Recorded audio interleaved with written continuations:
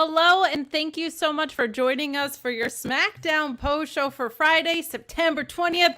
We're on the road to Bad Blood, and we thank you so much for joining us tonight. I'm joined, as always, by the wonderful Alex Cardoza. Cardoza, how you doing over there? I'm doing excellent. How are you doing? Oh, I'm just living the dream, Alex. I am living the dream. But You were the talk of the town all week. I loved it. I like to see you flourish the way you do and take over the industry. Well, thank you. I was certainly doing something out here, but get in those super chats, get in those humper chats. If there's anything that you want to talk about regarding tonight's episode of Smackdown, or kind of in general, if you just want to say hi to us, if you want to talk about Alex's clavicles or my bangs or whatever you want to talk about. But we also invite you to do a whole laundry list of other things. If you would be so nice, please leave a thumbs up on this video to help people find us in the algorithm. Very much appreciated if you are able to do that. Just a thumbs up skis on this video. Leave a comment. We like to touch tips on the show. We like to do a little... So feel free to leave a little tip touch either in the live chat or on the comment section. We appreciate it both. We'll also remind you to subscribe to FightfulSelect.com. Best $5 in the biz. So much going on over there. We had more NXT notes for you earlier this week. We had the news about Kevin Owens that went up and that his contract is being renegotiated as we speak, or is up for renewal very soon. If he gets into that free agency window, you could expect AEW to make a big offer, was kind of the net of that. But he's been a WWE guy through and through so far, so we will see, I think, one of the most valuable, like unanimously valuable wrestlers. I think people view Kevin Owens. I certainly do. He's definitely one of my favorites. News about Miro that broke earlier today, that he had requested his release, but Sean also had the supplemental details behind FightfulSelect.com about the length of his contract going to spring 2026. So we will see what AEW wants to do with that. The ball is in their court, but so much happening at Fightful Select. Boy, howdy. Is it nice to have a normal place where you can talk about wrestling that's in a moderated community? So head over to FightfulSelect.com. Join that Discord. Join the Ask SRS channel. If you have any questions, he gets back to them as soon as he possibly can in that Ask SRS channel. He'll drop scoops in there from time to time, too. So join that Discord. It's a good time. Alex, you're kind of fluffing with your hair over there. Are you feeling pressure because of my bangs? Is that what's going on? I'm only trying to match your freak, you know what I'm saying? Trying to keep up here. I don't have a lot of bangs. I do have incredible clavicles. Sure. And even though fall does begin tomorrow, this weekend, the most glorious time of the year, these clavicles will still be out in full force, just with their plaid. Plaid wear. We love that. We love that for you. As we enter Hallmark season, you still got to have the clavs out. But we've got some Smackdown to get into it. So please leave a super chat or a humper chat. We appreciate your support, however you want to give it to us, and throw it our way. Very, very much appreciated. Do you want to say this real quick? Yes. If you guys are hearing some audio pops is coming, unfortunately, from Kate's side, because we were trying to fumble around with the audio. So there are some, it's popping a little bit, but nothing like where it's too crazy. Look, we're popping over here. Do I sound a little better now? Yeah, it's not. I mean, you could always do the unplug-z and plug-z thing if you want, whatever. Then you could do it while we're doing a commercial break. So, okay, I mean, it's Friday night. We're live. Incredible segues, you think? But yeah, we're still fiddling around with my setup. But I will say, my parents have helped me with my studio and my whole apartment over the course of the past week. It's been so nice. We've gone in on fall cleaning here at my casa. I love it for you. You know what? If it's crackly, I'll just switch it to my headset mic, which is unfortunate, but we will get there, y'all. We will get there. I'm just gonna say this right now. I will have to, Tony Khan and WWE and MLW and TNA pay me so much money to do this show here that I'm gonna have to take my private jet and fly over to Kate, and because I am an audio wizard, and I'm just gonna set up her entire stuff for a bagel, and a coffee, and I'm gonna get right back in the airplane and go back home. So that's what I'm thinking of doing. If you guys, if anyone's, Well, I had it working a couple days. It's just been a little funky today. yeah, so it's all right. It happens. we will figure it out, but we're going to get into this episode of SmackDown. So send some love our way. Pretty please, y'all. But let's talk about this episode. We've got a recap of what happened with Solo Sikoa, which I thought was a nice recap. We had that Monday night new era kind of feel headed over to USA. This, of course, we're fully in the USA Network era for the time being.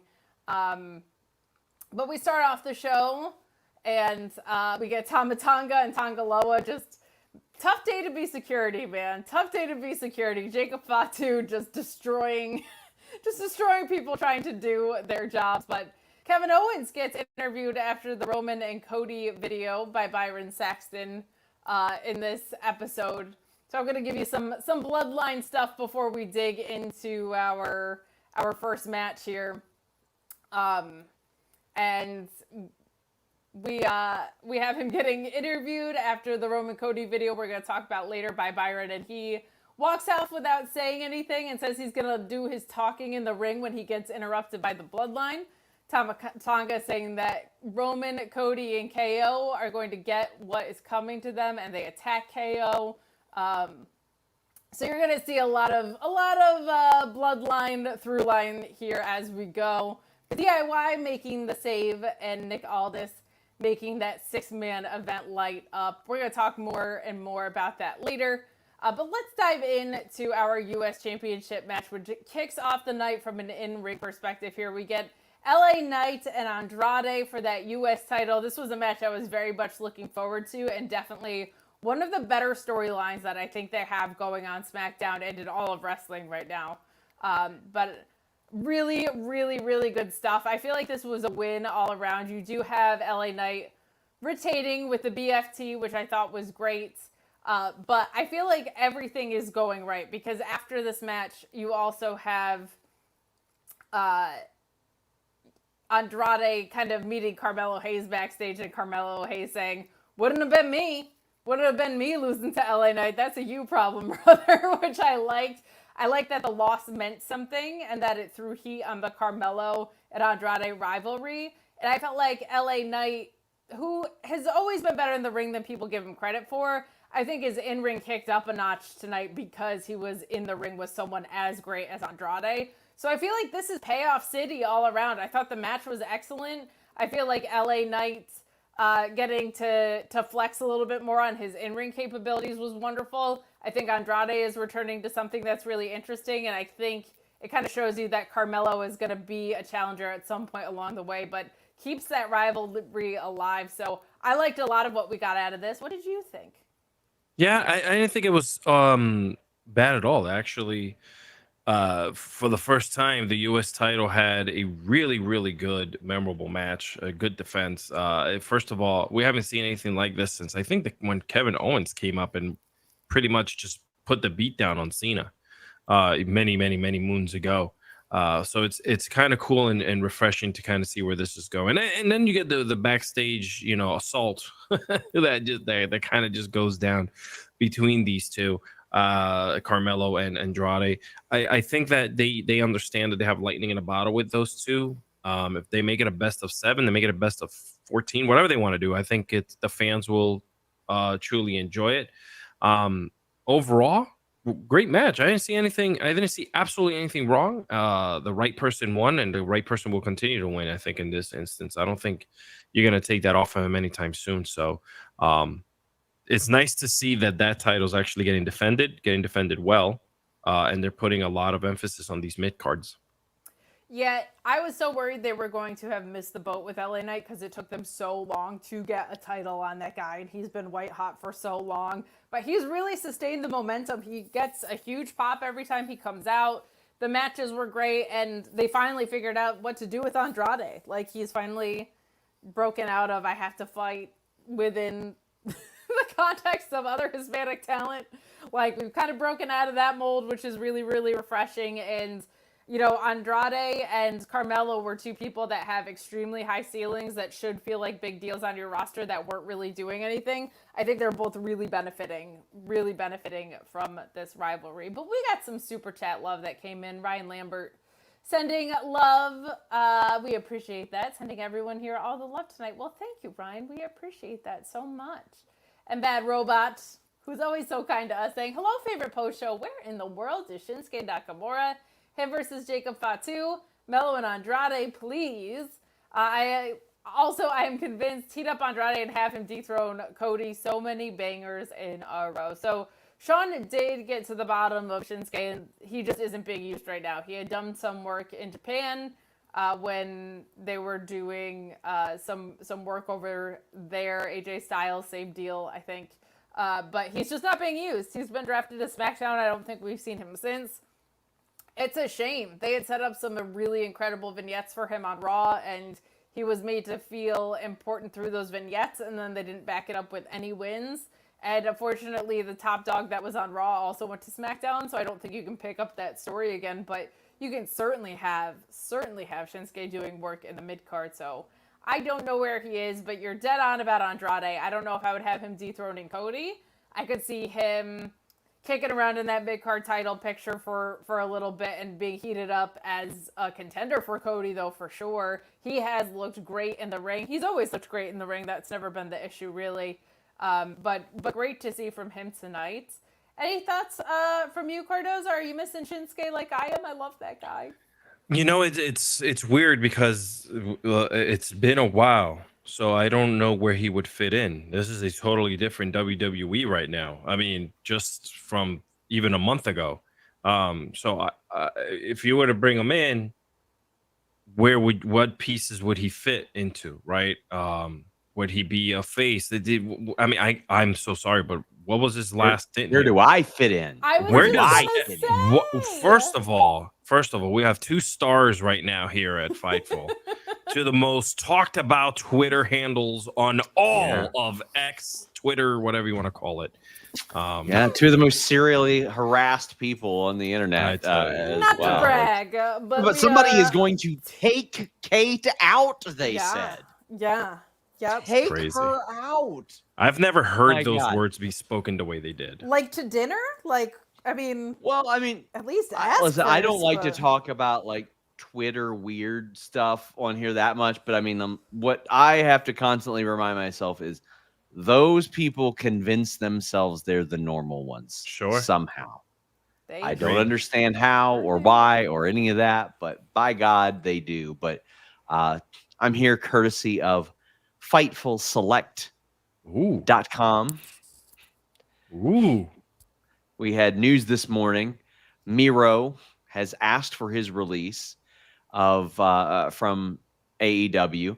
As best I know, he is under contract until at least spring of 2026. However, there's an awful lot of injury time that could be added to that deal. An awful lot.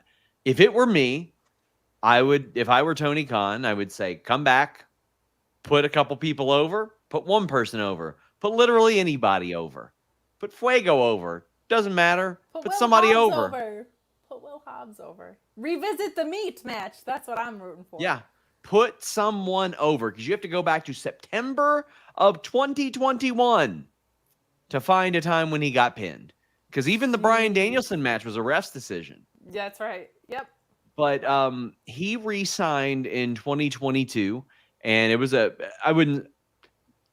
big money deal for me. That's for sure. Compared to some of the other deals out there, maybe not. But hey, if a guy wants his release and he's saying, you know what, you can stop paying me, and he agrees to put somebody over, I would say let him out. You're clearly not using him, or he doesn't want to be used. Give that money to a guy named Daniel Garcia instead. That's not a bad idea. And it's not like the AEW roster is at a lack of talent or lack of guys who can be top guys. I would say that's the same across WWE as well. So I'm with you on that. I already plugged that on FightfulSelect.com, Sean, but it is the best $5 in the biz.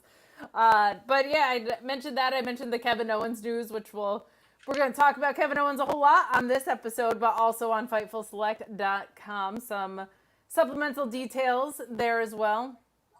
Yeah, his deal as of now is up at the end of the year. I know that Wrestling Observer said like 15 people have been approached. I have not heard of 15 people, but that doesn't mean that's not the case. Personally, if I had heard 15 people, I'd be going after those names immediately to report them. But PW Insider said Rhea, Liv, Nia. At least one of those I've heard is yes, they have. But this is a far cry from the Dan Ventrelli era of talent relations that we just got out of, where there were some talent that, quite frankly, had told me they were not thrilled about how long WWE waited to negotiate with them, including some that they didn't retain. Kevin Owens is a guy, though, that I know that AEW wants. And they wanted him the last go around. I'm not sure if it was conveyed enough to Kevin Owens. However, objectively, I think we can say that Kevin Owens re-signing with WWE was a great decision for him. Like it was, it really was. WrestleMania, fought Stone Cold, won the tag titles with his best friend, heavily profiled. Main event of WrestleMania. Yeah. He seemed very happy with WWE, like during interviews and stuff. But the amount of money and the schedule that I think that AEW will offer him, if given the opportunity, would be something that, at least if he hits free agency or a negotiation period, I think that he would have to at least consider, because that's how much I've heard that AEW wants him. Another contract that is coming up, and again, we'll talk more about this on Monday's Fightful Weekly Report podcast, but Dustin Rhodes. And normally people be like, he's 55. What's it matter? Listen, you can see what it matters. You can see what it matters on this show right here. We have seen Dustin Rhodes do incredible things in the ring and creatively with Cody Rhodes and Roman Reigns in the past. Sure. And I like what he's doing in Ring of Honor. I thank God Sammy Guevara's got somebody else to hang out with besides Chris Jericho. But for me, yeah, I would really, really love to see him end his career in WWE with his brother and doing something like that. I think that would be very cool. So a lot of contract stuff going back and forth. And we had asked WWE about Sheamus last week, and he confirmed that again this week. Over on Fightful Select, had a bunch of NXT news about their schedule and NXT Scoops thread. We have a new feature on Fightful Select. I know a lot of you don't want to sit through the audio of a Q&A. So I've been taking several of those answers and typing them out for you guys. We're going to have 3 of those this week. We call it Fightful or Select Answers. $5 a month, $54 a year gets you Fightful Select, and it gets you that news before anybody else. All the third-party aggregators and all that stuff. Listen, this is where they're getting their news from. Had a bunch of news on the AEW WBD deal. Of course, we had a Raw and Smackdown Scoops thread. We've had some info on writers of segments lately, which is not something that we have had in the past. We were able to get that. And of course, the biggest news, Paul White isn't retired. He wants to bring Captain Insano back. But I'm going to have more contract news this weekend on FightfulSelect.com. New and different for you this year. Some contract news coming up. My goodness. Yes, finally, we're going to have some contract news. It has been a hell of a year for contract news and plenty more to come. Hell of a year to be a Fightful Select subscriber, just $54 a year or $5 a month. So some exciting stuff happening behind the paywall, including Alex Pulaski and I doing pay-per-view post shows and being extremely that too. Well, most importantly, I believe you two watched Wrong Side of Town. No, that's coming up. I will be watching that episode. I was told it was the wrong side of bad.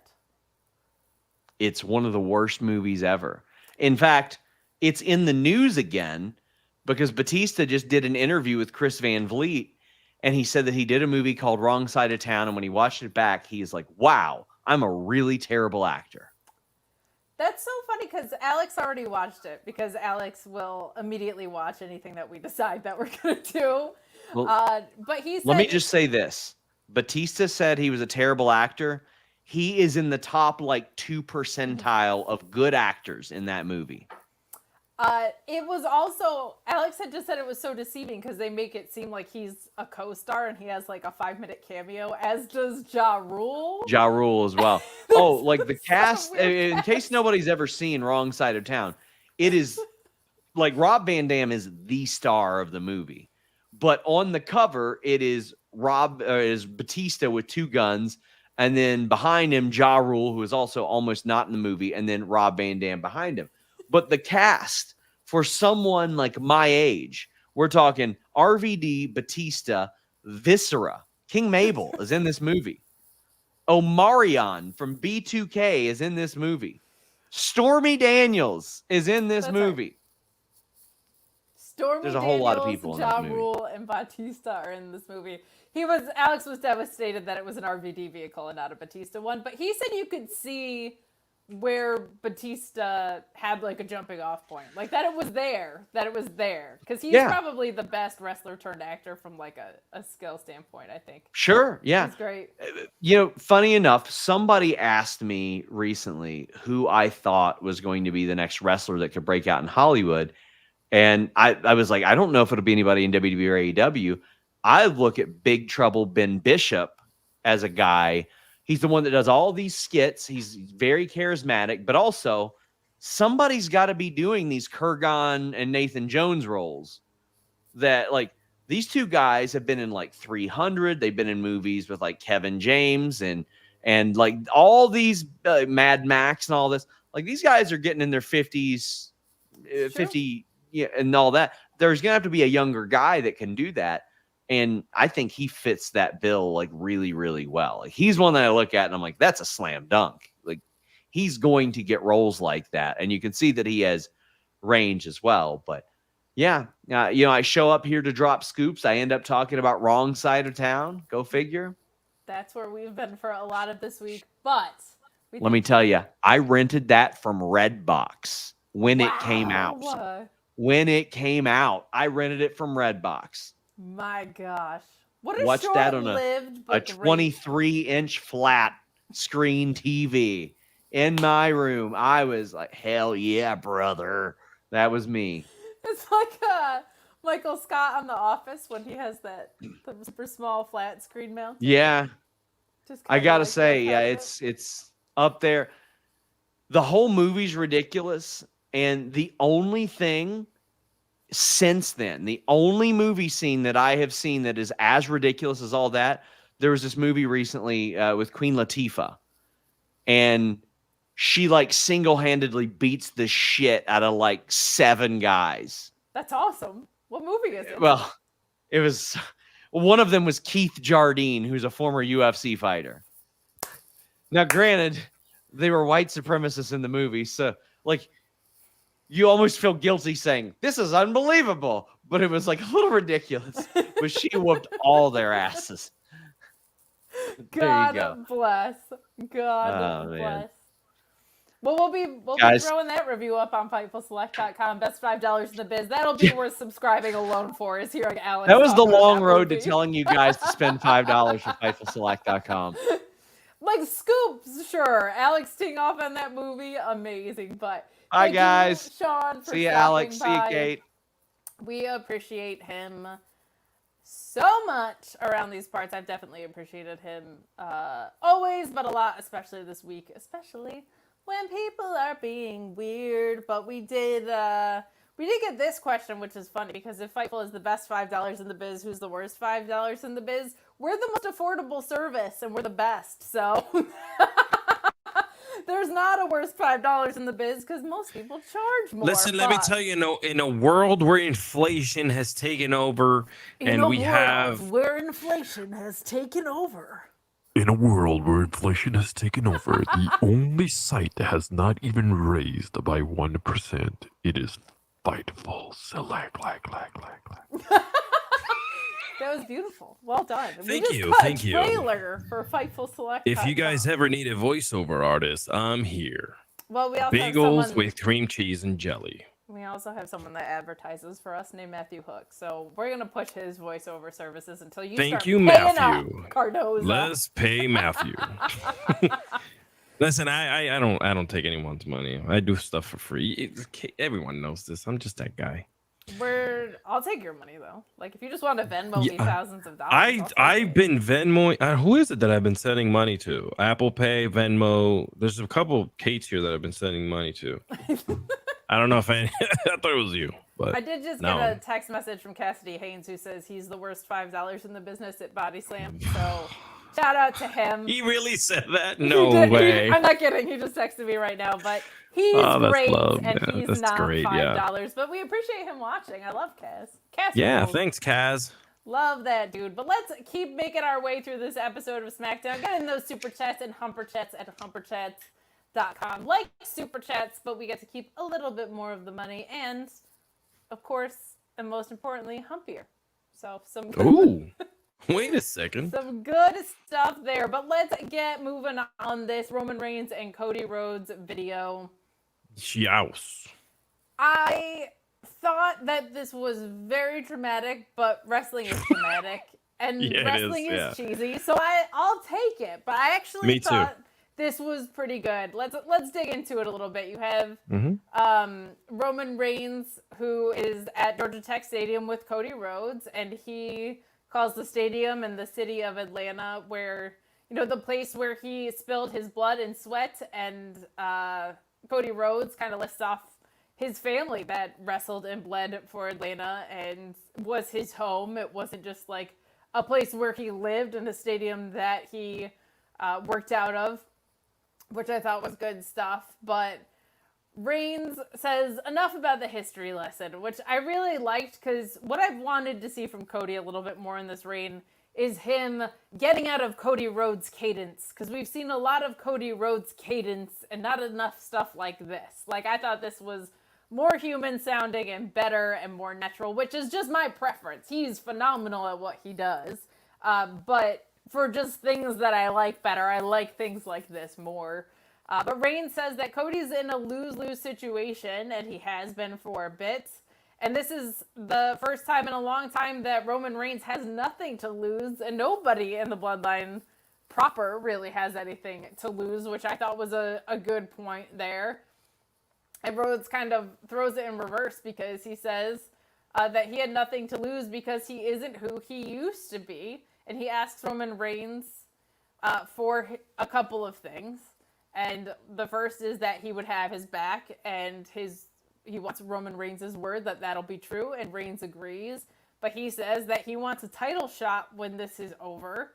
And I felt like it was good. I felt like they had to come to a middle ground that makes it make sense that they're going to fight off the new bloodline, as it were. But they don't like each other. They shouldn't like each other.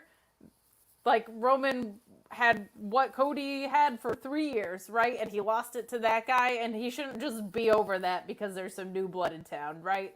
So I like that Roman Reigns is still trying to work his way back to Cody's title. I think that's an important piece of this.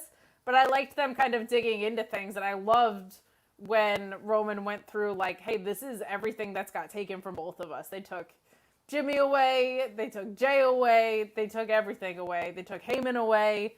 Like, he really has nothing to lose. And I loved that they kind of called out that Roman, as over of a babyface as he is right now, shouldn't be like an underdog babyface. He should be a babyface that has something to fight for, though. And I think this struck the chord it needed to, of making Roman still feel like a badass, still have to navigate a relationship with Cody Rhodes, that he doesn't just automatically like him because they're both faces. But I thought this was an effective segment. The outro music stuff, really, really cheesy for me.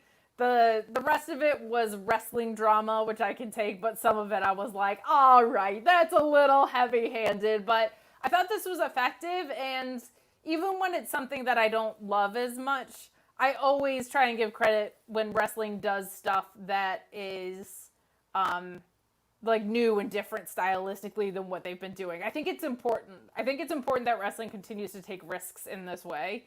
So I like that they did it because it's not like stuff that we normally get in wrestling. I feel like both AEW and WWE are both doing that really well right now. They've both really challenged themselves on a production standpoint, and I think that's necessary if you want wrestling to stay feeling fresh and modern and like it could be cool again. So this was decent. I liked the reasoning in it more than I liked the production, but I applaud them for doing something a little different than they normally do. What did you think of our Georgia segment that we got here? I'm glad that you mentioned it with the way that you did, because we've seen just as well as the other company take their own shots with doing cinematic promos the way that they've been now both doing back and forth. Like, it's a bit of a gamble because the old man said it, and you guys know who the old man is. I don't need to mention him. When he took over WWFE, he said this is a TV show with like just fighting in it, right? So I understand that that's where it kind of still is at, right? It's a TV show with the drama built in, and then the drama just happens, to rise and turn into a fight.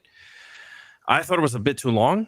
That's just my opinion. I made the grandest non-mistake of putting it up online, saying that it was just a tad bit long.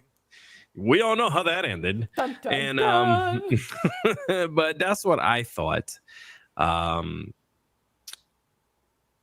It could have been tighter. The music was definitely, I like the beat. I was dancing, I was popping. Okay. I just needed a little bit, things to be just tightened up a little more. And this is just coming from someone who works in the production field. I know that if I were to present something like that was super long, in the world that we are today, I would be asked to kind of make it a little more concise and tighter, Sure. right? Especially since we only have 2 hours and only like 3 matches. So, that ate up a chunk of the show. I enjoy the banter. I see what they're doing. I see where they're going with the acting and the drama and the and using LUTs to make it look like a film. If you don't know what a LUT is, it's just the look of it. They make it look like a movie, cinematic. So yeah, I love the interaction between them two. Like a math problem, you can chop off the outliers on the sides, which is everything else that was happening. Sure. And yeah, I mean, for a minute there, I'm like, I'm waiting for someone to say that we're going to start a stadium stampede.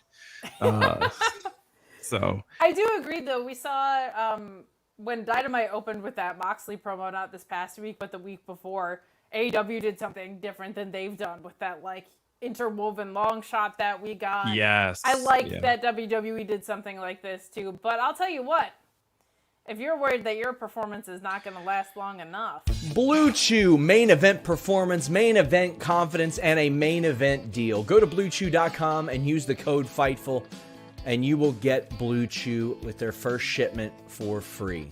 Shipment? Yeah, I said shipment. No waiting in line at the pharmacy, no awkward doctor's visits. You take their online exam, and then if approved, it's shipped straight to your door. That's right.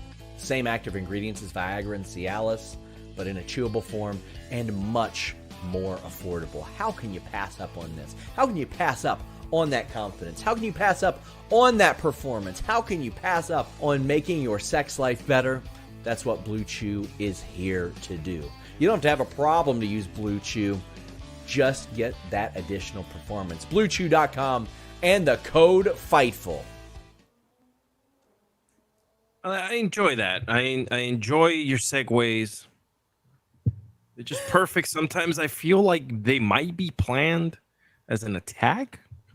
You queued that one up. How could it have been planned? I 100% tonight will be ordering some Blue Chew. Code FIGHTFUL, just because of how well your marketing tactics have worked on me, Kate. Look, I have a gift, okay? It makes your hair grow. It's a very specific gift, all right? It's not like the most useful gift. I can't like put it on a job application or anything like that, but I do have a gift, and it's for Blue Chew Segways, damn it. I should have talked to iHeart about that. Let me tell you, her Blue Chew segues are great. Let me tell you about this one. Let me tell you, give this girl 6 figures. Oh my goodness. Will the chat saying, I love how Cody brought up how Roman was going to end up alone back in that promo before WrestleMania 39, and now it's happened. Yes, that's a very, very, very good call. We should be paying you to point things out like that, but yes, Cody kind of warned him that this was coming, and now it's here, right? So it is kind of cool that we know Roman's not going to be alone forever, right? He has too many other family members that are willing to come back. I think that Braun Breaker's probably going to beat Jey Uso, and you might see him scoot back over to the SmackDown side or start seeing that crossover as we begin to build to Survivor Series. But I liked Roman acknowledging that he has nothing to lose and how that has made him more dangerous. And I liked Cody saying, like, this isn't yours anymore. Like, you don't just get to decide how things run. I think Roman now has to adjust to the environment he's in because he's not running everything anymore. But me, Norma saying, Bing's Clavicle Collective. I need to make that into a shirt.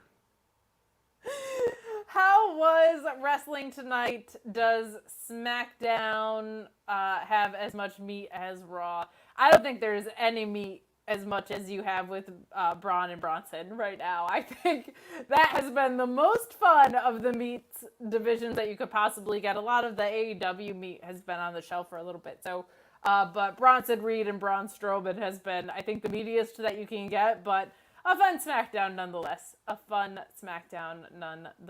So some good stuff on tonight's episode. Keep that support coming. We thank you so much for it. Please leave a thumbs up on this video as well. Sean gave you your Fightful Select teases a little bit earlier in the night, but there's going to be plenty more coming up. These remaining months are insane. Like, there are pay-per-views that I completely forgot about. Because it's just such a loaded road down the rest of fall, but a really exciting time to be a wrestling fan. So let's dig into this. Now, as effective as I thought the Roman Reigns and Cody segment was, what the hell is going on with this Giovanni Vinci stuff, man? I don't know what they are doing, and I continue to not know what they are doing with one of the best in-ring workers in the world, Giovanni Vinci. He is so damn good in the ring, and they are making him look like a chump and not making Apollo Crews look great in the process. I don't get how this benefits anyone, but we have another squash against Apollo Crews, who counters a powerbomb with a freaking schoolboy to win, to which I say, that doesn't make Apollo Crews look great either. There's a Jerichoism. Despite my current thoughts on Chris Jericho, he said something of great value, which was, if you beat no one, you beat no one, right? If your opponent doesn't have any credibility and you beat them, it doesn't matter because you beat a chump. Which I think is more to say that when you're doing a promo, if you are a heel that only cuts your opponent's legs out from under them without raising them a little bit, you're doing yourself a disservice even in the process. But the same goes for the in-ring, because you would not know that Giovanni Vinci is top 20 worker in the world status, probably. I don't think that's an exaggeration if you've actually gotten to see him do what he can do. He has only looked like a henchman on the main roster when he was with Imperium. He was the weakest link, according to the story that they told. Other than that, he was injured. And now, he's been back. This is his big comeback. He's coming back with this great, like, European asshole heel persona. And you're making him look this weak? And you're having Apollo Crews win with a schoolboy? Who does this help? I don't get it. Like, this makes someone who is actually so talented look so bad. And then Apollo Crews winning with a roll-up, like, man, I don't think that does wonders for him either. Both of these guys can really go, and we don't get to see it. This is so stupid. I don't understand who this helps at all. Help me make sense of it, Cardoza. I don't get it. Kate, it's very simple. This is not a show, this is not me digging or anything. Please do not take this out of context. But, Raw and SmackDown, NXT, and whatever comes in the future, it's not a show about wrestling first, right? It's about stories, and you said it. This guy's the story of this guy sucking help anybody because that's the story that they're trying to build. WWE doesn't care that he's one of the best competitors and physical specimens on earth. What they do care is that they're going to be putting him out there, losing these 2-second matches, and then kind of really ramping up this nasty conniving. I'm gonna beat the living shit out of everyone. And starting with Apollo, they'll probably end up like he'll probably be crushing Apollo soon. Trust me on that. If you look at the way that this is going, this is very traditional with the way that they build certain characters. It's just the fact that he's going to be pushing these matches, getting beat, getting pissed off, and he's going to just blow off. And then we're going to be like, wow, okay, so that's where they were going with him.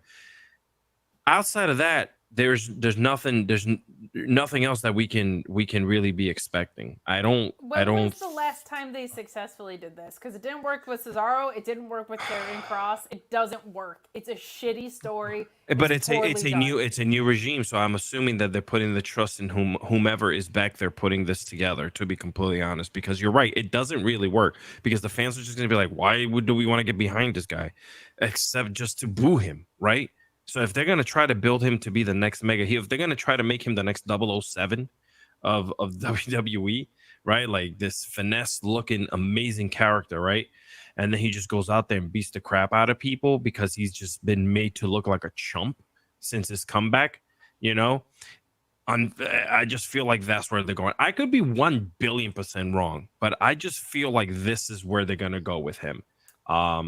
And eventually, Gio was Ridge 2.0. How did that work? He's back in NXT, right, man. Like it's not a story that they tell well. I don't care what regime it is. I know. You don't do it when you have this genuinely high quality of an in-ring worker doing that story. This is not The Miz.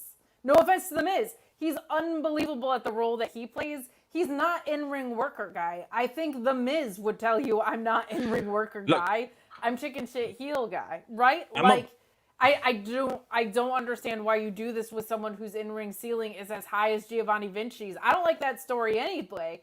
But when you're wasting the potential of I'm not exaggerating. When if you say you put him in your top 10 or top 20 workers, I couldn't argue with you. I don't know if he's in my top 10, but I can't argue with you on what I've seen from him. I'm a very old man. Okay, I'm ancient. I've been watching professional wrestling for a very long time, and I can tell you this, that from watching the eras of WWE throughout my entire life, you know, for 18 plus years, we had no one else except for them.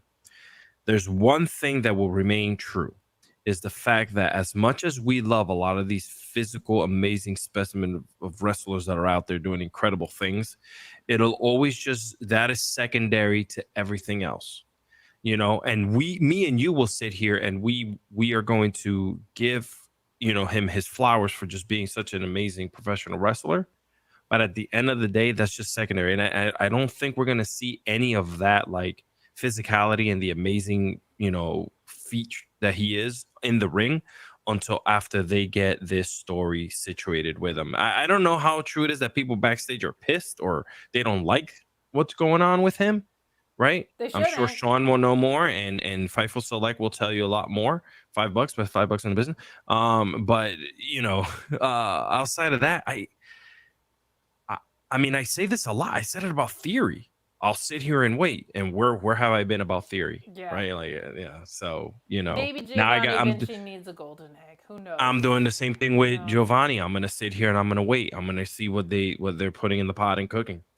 I hope people at some point Giovanni Vinci's WWE career get to learn how damn talented he is. Because I've seen it. I saw it in NXT. I've seen it all over the place. So it's a different world in NXT too, so. You know what, though, Alex? I don't want to see it on my TV. I don't want to see it on my computer. I don't want to see it on my phone, okay? I don't want to see it in any of those places. But if I did, I would have all of those places secured with NordVPN, okay? I would be so protected if that's what I did want to see them on. I have long talked with you guys about the content that you can access with NordVPN.com/Fightful, but it doesn't just stop at pro wrestling. You can get MMA and boxing pay-per-views at a much more affordable price when you change your virtual location with just one click using NordVPN.com/Fightful. It doesn't stop there either. Football games. Man, if you want to check out those out-of-market football games, you don't have to spend hundreds and hundreds of dollars. You can get NordVPN.com/Fightful and just change your virtual location. How about baseball games? They make it harder than ever to actually watch baseball games. It is a task. Not with NordVPN.com/Fightful. They got everything you need, in addition to all the threat protection and security that comes with NordVPN. But if you want that content, NordVPN.com/Fightful is right for you. Can I just add that I love NordVPN? I say it every Friday. I have like a 15-year commitment to them now that I'm never going to give up. I know you're laughing, but it's true. I kind of went ham on this using the code, Fightful. But I do gotta genuinely save a lot when you sign up for the long-term. You really do. A lot of money. Yeah, yeah. And the best thing is, we're always traveling. We're always going to different places. We need to protect our data. And I will say this: if you're a tech nerd like me, my internet routers allows me to add a VPN service to it, so I can protect my stuff here at home separately, or the entire house. And NordVPN is one of those people, one of the companies that allow me to use their service in my routers, and my entire house is protected. Like, it's pretty great. It's pretty great. That's a big help from NordVPN. They are legitimately one of the highest value savings that you get by using the code Fightful, and they're one of the biggest investors in us. So if you can show them support, whether you need a VPN or not, let them know you found out about them through us. But if you do need a VPN, seriously consider using the code Fightful, because it saves you a lot of money in the long run. And speaking of wonderful sponsors, I sold my first sponsorship for the Fightful Awards, which will be coming up at the end of the year. So if you want to sponsor the Fightful Awards, you can send me or Sean a message, but send it to me because I get the commission. And so now I'm hosting the show, and I get to tell you to send it to me so that I get the money for getting you a Fightful Award slot. About $100 depending on what you are buying out, but you can sponsor a specific category or the show overall. So if you're interested in sponsoring the Fightful Awards, hit me up and I will get it set up for you. We had well over 10,000 views last time. It's hosted by Sean and Denise, so you're getting the maximum value of social reach. We also make sure that we're tweeting out from the accounts that we have. Sean has 304,000 followers on Twitter. Fight will probably be at about 200,000 by the end of the year, so you get a ton of impressions. We got to welcome Wrestle Stats back. They were a sponsor of ours last year and just bought one, so get in while the getting's good. You got plenty of time, but if you wanted to get an early bird start on such things, hit me up and we will get you set up. So slide into those DMs. Slide to the DMs. Slide to my email, kate@fightful.com. So there you go. Let's get back to some SmackDown talk. Let's get in those super chats and humper chats. I know this was like a bit of a thinner episode, but we got plenty to talk about with it. We did get a humper chat about Cody and Roman that said, I loved the Cody Roman segment. I know people hate hearing the word cinema in wrestling, but it was cinematic for sure.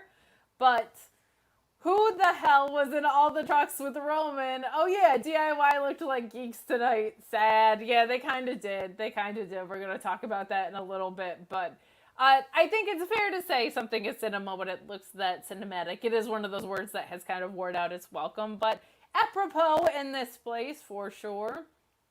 But we move on to our women's action. Now I will say this episode was light on matches, but the matches we did get had some stakes behind them, and I thought that this was a good use of the women's division. Like, I felt like last week what got set up was a little bit confusing, but today it made more sense. That if Bayley and Naomi won, they would get to have a triple threat with Nia. If they lost, they would be sent to Raw. So this was good.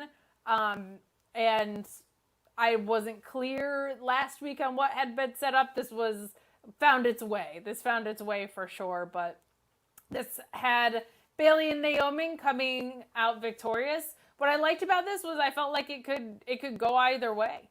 I feel like Naomi and Bayley have kind of maxed out their welcome a little bit on SmackDown from, I don't know what you can have them do unless you're going to refresh the tag picture a little bit or introduce some new stables, which seems to be something that is rising here. But Naomi, they haven't given the wins that she's needed.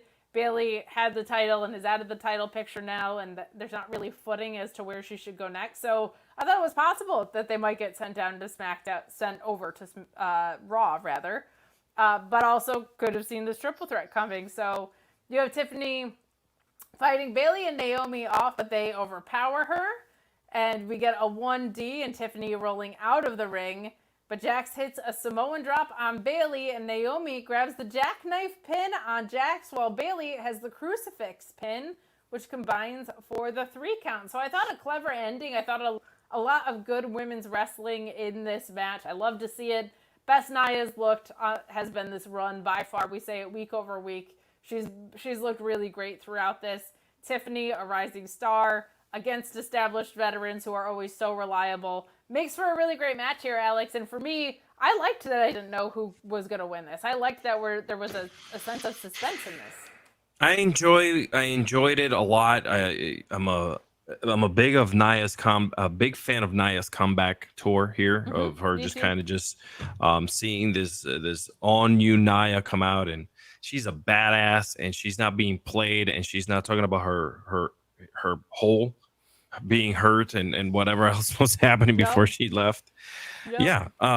So here's the thing. I know that they mentioned that loser leaves SmackDown as well, right? Yeah, it goes to Raw if Naomi and Bayley were to lose. Correct. Yeah. Okay, cool. So that's interesting on its own. They're adding a lot of different little sprinkles to this title picture.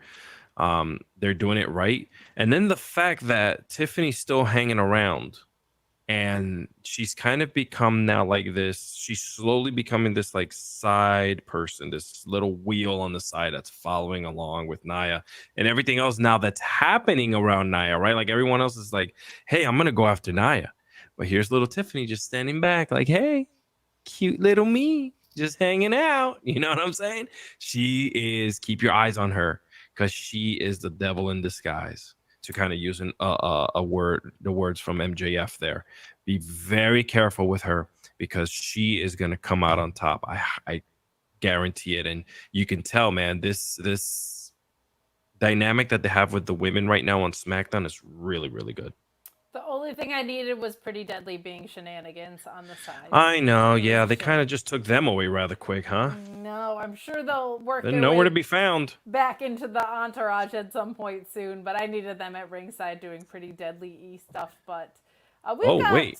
We got some hate in the house. I've gotten plenty of it this week, but we'll get Pulaski on here for whenever we get into the 16x9 box, I know something good's about to happen.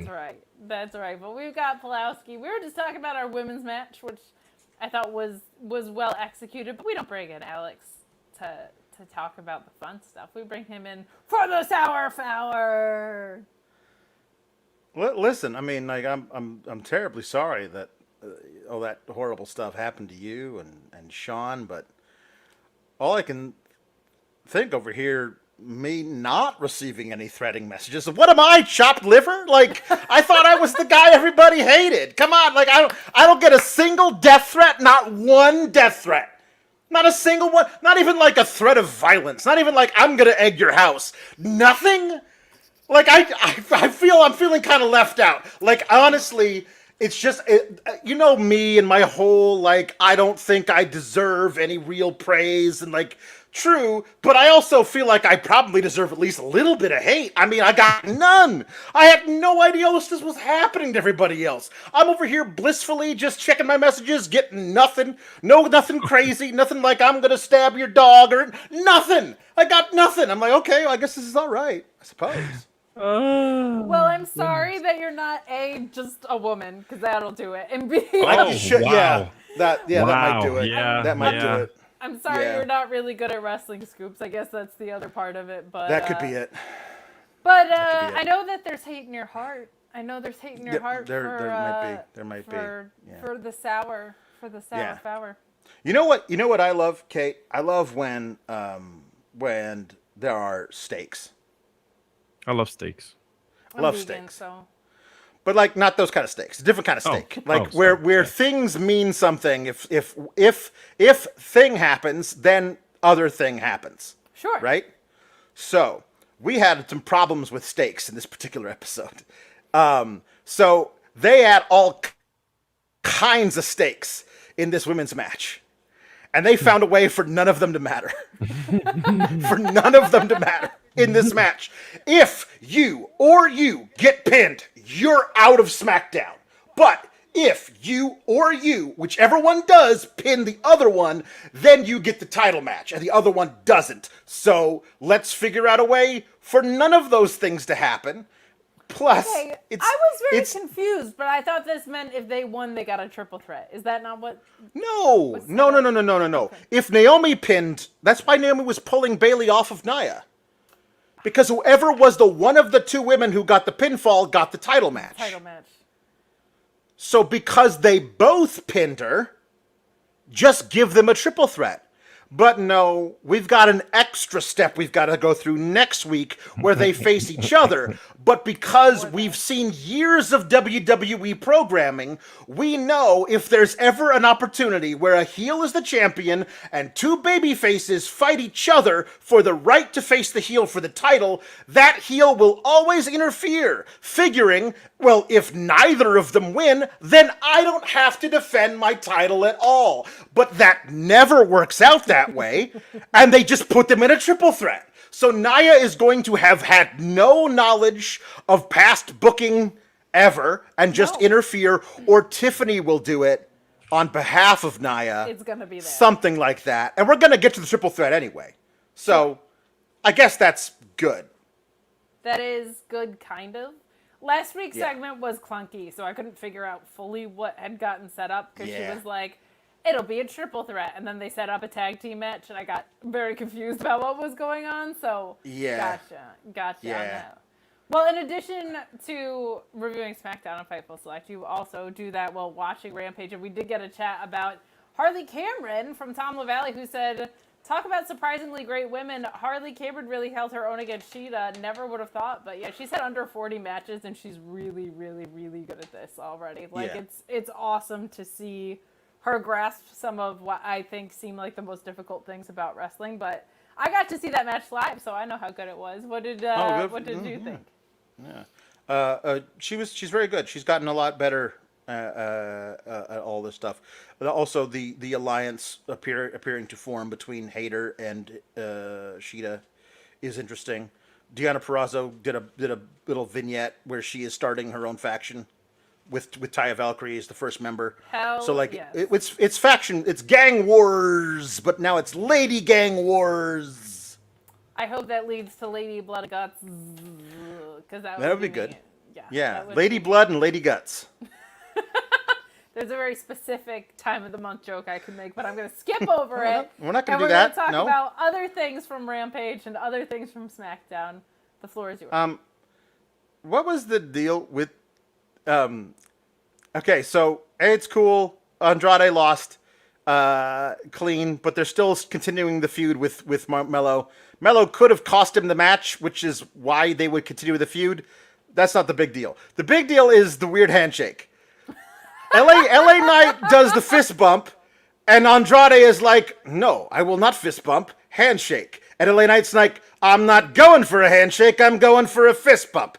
And Andrade's like, but I will not fist bump, I will only handshake. And LA Knight's like, tough taco, pal, we're doing a fist bump. And I don't know what, that was the first major pissing contest of the evening. The other one happened at midfield of a football field. So, I mean, I don't really know why we had to, just choose one. I don't know why we're doing the, like, no, fist bump, no, handshake. That was weird.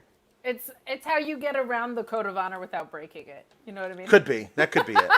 That could be it. Hey, remember how I said stakes were important? Yes.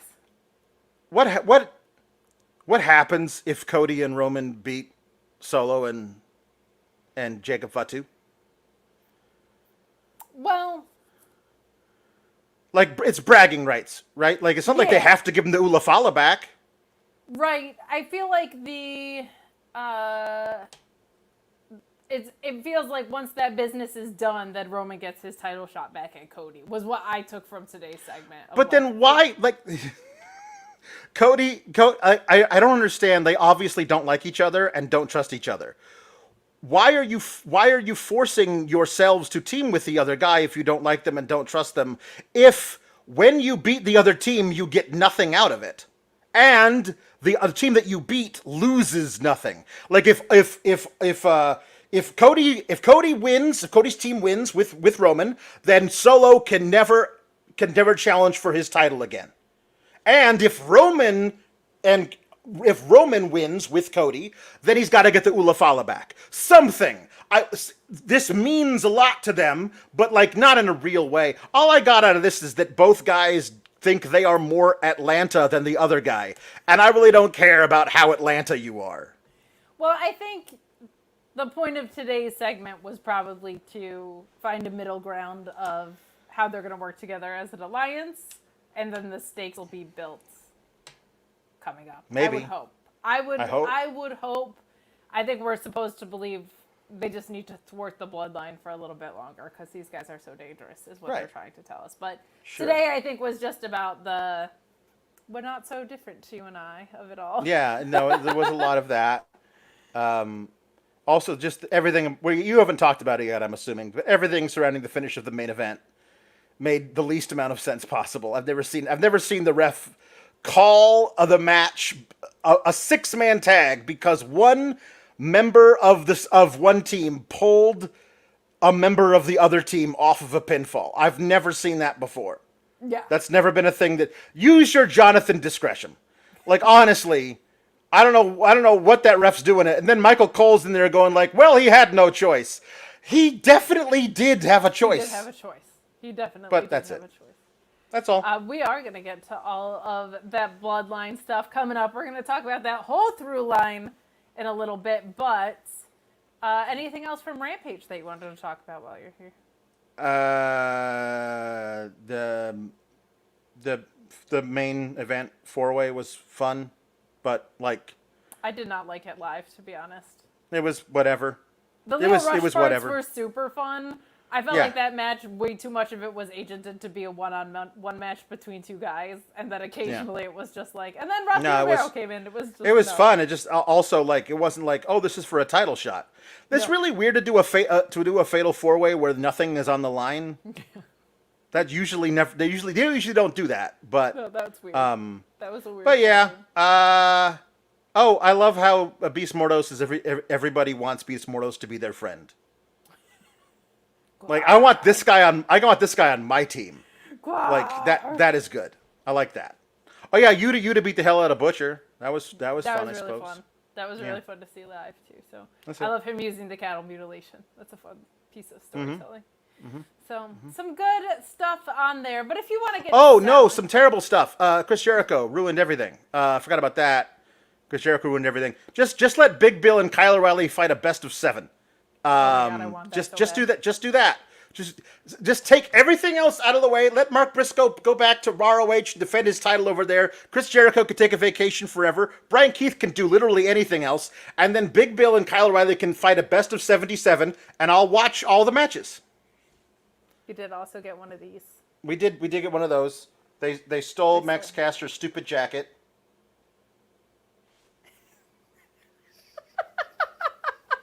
We're touching all the tips. There you go. Over here. Love that for All right. us. But That's it. if you want to get more sour, if you want to see a SmackDown review alternative to this while watching Rampage along, check out Alex on FightfulSelect.com. Best $5 in the biz. Yeah. I'm sorry that you didn't get any hate. Try being a woman next time. I guess I'm gonna have to be, I suppose. All right. Well, I'm gonna go check my inbox. Maybe something went to my spam folder. It's true. It's possible. Okay. All right. Well, have fun, everybody. Bye. I'll be reviewing a movie with Ja Rule, Stormy Daniels, and Batista with that man, and not that long from now. So let's talk about the rest of this, guys. Get in those super chats and humper chats. We are coming down the home stretch. But before we dive back into it, I gotta say, I thought that Alex would not like that segment. In fact, I would have placed money on such a thing, Alex. It would be very weird if they took prop bets on whether or not Alex liked someone. It would be a really bad and obvious betting line because Alex's way of viewing things makes it very clear what side he's going to follow on and stuff. But I'll tell you what, if you want to bet on wrestling, if you want to bet on football, if you want to bet on anything with the earliest betting lines in the whole wide world, you should head over to Bet Online. I want to talk to you guys about our great partner at BetOnline AG. Yes, the place that lets you bet on pro wrestling. We've gotten our pro wrestling betting odds from them for years, well before we even worked with them. And we're going to tell you a little bit more about them. They got the earliest lines, the fastest payout, the industry best bonuses. They've been trusted for 25 plus years because of their safe and secure environment and their quick payouts. But you can bet on pro wrestling. How cool is that? If you think you know more than anybody, go ahead and look at those odds. It's the same ones you've seen on Fightful for years. You might see one that sticks out to you and you go, wait a second, there's no way that person's going to win. Why are they an underdog? Make yourself some money. BetOnline AG. And hey, it doesn't stop there. Whatever sports you want, they got you covered. Popular games like blackjack and roulette, Supernova, Skyward, all that stuff. BetOnline AG. Please bet responsibly and only bet what you can at BetOnline AG. Alex, I don't know. Perfect for football season, by the way. It We're is. here. It is. It is. Guys, get in your super chats and your humper chats. We got this main event to talk about, but Alex, I don't know how many times we've said on the show that we are just blown away by the way that Chelsea Green maximizes her TV time. Like, I really am impressed by it every week. And Chelsea Green wearing a pink construction hat to train for their dumpster match as she's taking out the trash is unbelievable. She is so freaking funny. She really just, I think, views things in a very valuable way of what can I do when I'm given X amount of time to leave a lasting impression and to help advance my story. That's it. It's very simple. It's very effective. She's unbelievable. Even in little things like this, like just absolutely, absolutely fantastic. Any thoughts on that? I can't gush enough about what Chelsea Green does on a weekly basis. I said it. I was on Danny's stream on YouTube, and I was talking back and forth with some people in her chat, and I was just like, dude, like, she is always on top of her game. She's always trying something new. She's not scared to put herself out there. She's so smart. She's definitely one of them that I think would and is going to be great once a women's mid-card title gets put into the picture. Definitely. I think she is definitely one that will 100% take advantage of that role.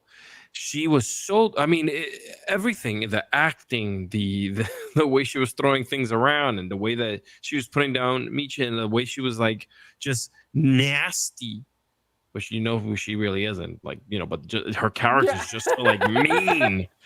It was good. I do hope that wherever this goes, it's meaningful for these women, and you know, like, we didn't have to let people know that, you know, Vicky was the one who suggested this trash match.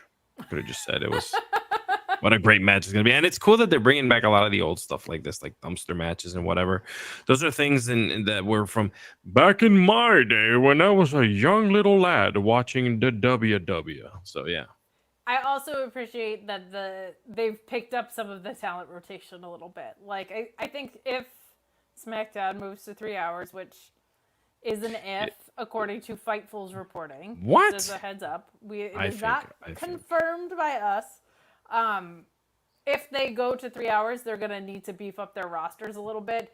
But the talent rotation on the women's side is something that has gotten a lot better, I feel like, under this regime, where you're seeing more women in meaningful stories than you were.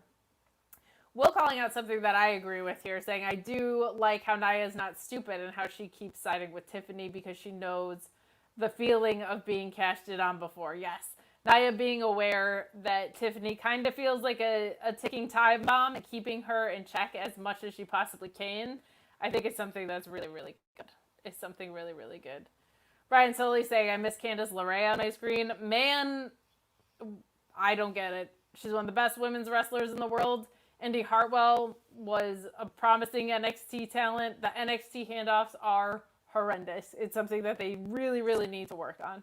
Really, really need to work on. I miss those two, too. They deserve a much fairer shake than they've gotten, but let's get into the Bloodline stuff here. Get in those super chats and humper chats. We kind of talked about what was going on with Kevin Owens earlier before he comes to the ring. He says he's going to let his in-ring work do the talking, but he makes his entrance and DIY were about to be taken out by the Bloodline, and the Street Profits make the save to help KO, and they decide to stick around, and it turns into a six-man tag for reasons.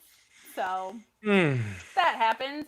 Don't like DIY being recent title holders and being made to look this week. I really, really don't. But they're also one of my favorite tag teams in the world, so I'm always going to be rooting for them all the time. But our match ends up going to a no contest, unfortunately. I thought it was fun in-ring wise. I don't think this needed to go to a no contest. But the Bloodline keep attacking Kevin Owens, Dawkins, and Ford. DIY try to help, but they get taken out. Cody Rhodes, of course, makes the save for the good guys, and KO looked like he was going to turn on Cody with the chair, but decides not to for now. I think we're slow burning this heel turn from KO. I could see Randy Orton coming back into play on it.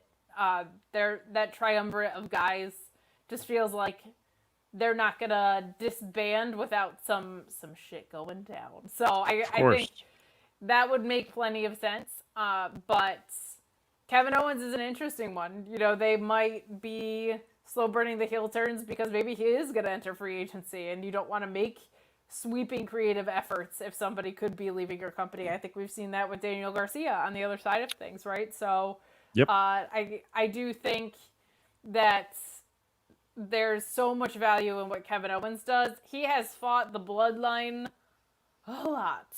Like both iterations of them. It's been like them and Austin Theory and Grayson Waller. And I think it would be refreshing if he could move up and on. Him facing Cody, I think, is something that could be great. But my cousin Michael saying that he can't believe he had to root against Kevin Owens because of Montez. It definitely nothing to do with him having a crush on Bianca Belair. He does not like Montez Ford based on his in-ring work. Definitely not because he covets his wife in any way, shape, or form. But I got to see my cousin Michael at Wednesday's Dynamite. So nice to see him in here, not trolling me about Bird Notice for a change, but something that WWE is good at is interweaving their stories more often than not. Sometimes they get so interwoven that things become very convoluted. And I understand with 2 hours you're trying to get a lot of people on TV, and it's a challenge to keep people feeling over and it is important as possible. Stuff like this is a bridge too far for me. Like DIY getting this involved, having no real explanation why the Street Profits are on the good guy side of this. They just kind of showed up and were friends with Cody one day. Like, I don't think we ever got clear motivations or intentions on that. So if you are going to build out something this complex, I think that there's ways to have creative lines that are cleaner to get you there. But that's the way they close the show. I like Kevin Owens feeling important. I think the handwriting is on the wall for where we're going with Survivor Series, certainly. But what did you think of our main event here? There was a fine match. A couple fellers in there jumping around the ring. I said this again. I was talking, and it's fun to hear the crowd gasp, and when they're doing all these topes and all that stuff. Because listen, I'm an avid AEW watcher, and that's something that they're free to do. The wrestling is a little bit different over there, but it's cool to kind of see that kind of wrestling on SmackDown and see all these, the Bloodline just jumping through around, and you got Montez doing, jumping 36 feet in the air and doing a somersault, and Fatu just killing everyone. It's fun. It's fun to see that style of wrestling on WWE television, and I'm glad that they're doing it. I am feeling a little bit exhausted with the Bloodlines, and with a S at the end. Yeah. The Joint Bloodlines. Yeah, I feel like we've been stuck in a really long looping episode of Groundhog Day since 2021. and I don't know like how they break from this, because even when Bloodline 1.0 was dwindling down, we were like, oh my god, what's gonna happen? What is the world gonna think of now? Bloodline 2.0. Yeah. So I am growing a little tired. I know a lot of people are in love with this stuff, but I want to see something else, because Cody, since he came back to WWE, this is the only story he's been a part of. This is the only thing he's done. It has been very heavy on that for Cody. Oh my goodness, yeah. So I just want to see where it goes. Never really clicked in because the booking was so weird around it. Like, I agree with you, and I think there's layers of intrigue here that are fresh. But at the end of the day, it's kind of tricky, and I don't know how you solve this creative challenge, and it's not my problem. So that's No, all and then you're you're gonna have Roman, put his team together, and you're gonna have the 1.0 versus the 2.0, and whatever else happens, and whoever else gets infused into these matches. But But okay, I think cool. the issue with it is there's two things you can do right now, which is one, book it logically, which is super predictable, or if you want to make it interesting, you have to book it illogically, which is bad. Like, so that's the creative challenge that they have to solve of like, we can do the wrestling math about who's going to win a million miles away. We can see the numbers game come into effect every single time.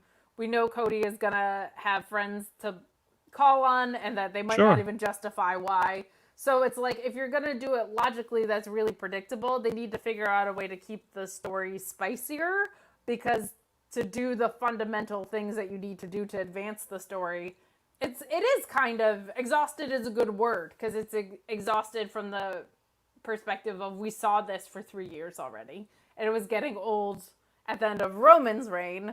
Now it's a very similar formula with new people. So Listen, and I'm gonna leave it at this as well.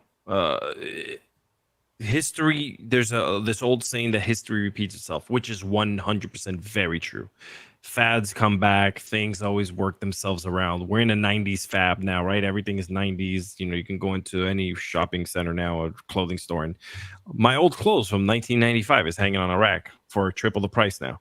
So this is very NWO-esque from back in the day, where the group just kept on getting big, and they had the 1.0s, the 2.0s, the 3.0s. They left for a while, then they came back, right? So like this is starting to feel a little bit like that. I've been around the block a couple times now in the wrestling biz, and I'm starting to feel that way again with this certain group. I understand it's a totally different level now, but I hope they start, like you said, mixing it up or something, just because I am just a little bit exhausted with it. And it's, we come here and that's pretty much our show is about. We're always just like, this happens with the Bloodline in the beginning. There's 2 matches in the middle, a cinematic scene, and then we at the end, we're once again interweaving the Bloodline into our show again. I think, it was funny. I was talking to SB3 on the ROH post show yesterday, and when we get really small episodes of ROH, he brings a list with him, which is fun. We do like the top 5 whatever. And because of what happened on the internet this week, he brought his top 5 Bryan Danielson versus Nigel McGuinness matches from ROH. And what was so interesting about going through them is the builds to so many of them are like blueprints, textbooks of plots forgotten that every wrestling company should be bringing back. There was a whole build that was Nigel McGuinness saying, if you want to get to meet Bryan Danielson, you have to beat everybody that I beat on the road here.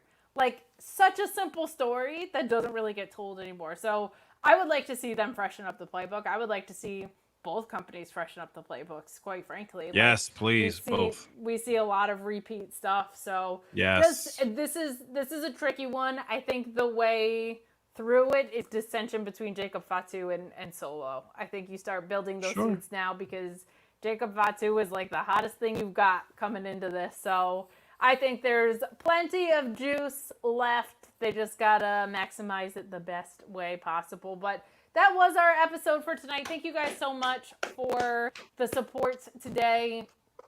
Thank you so much for subscribing to FightfulSelect.com. We encourage you to do so if you haven't already.